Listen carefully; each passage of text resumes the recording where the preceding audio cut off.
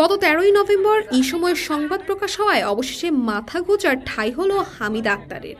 গত বুধবার রাত ৮টায় ইসলামী শরীয়ত মোতাবেক বিয়েতে আবদ্ধ হলেন প্রেমিক জামিউল এবং প্রেমিকা হামিদার।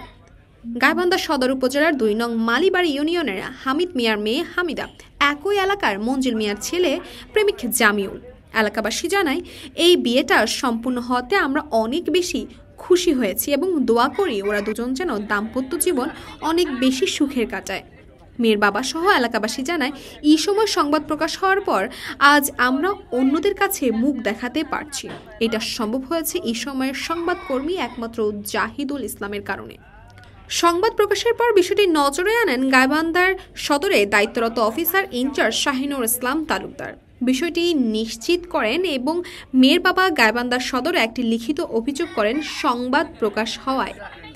গত বুধবার তাদের বিয়ে সম্পন্ন হলো এবং ইসময়ের পক্ষ থেকে তাদের জন্য রয়েছে অনেক অনেক শুভকামনা। তাসবিয়া তাবাসসুম, ইসময়, ঢাকা।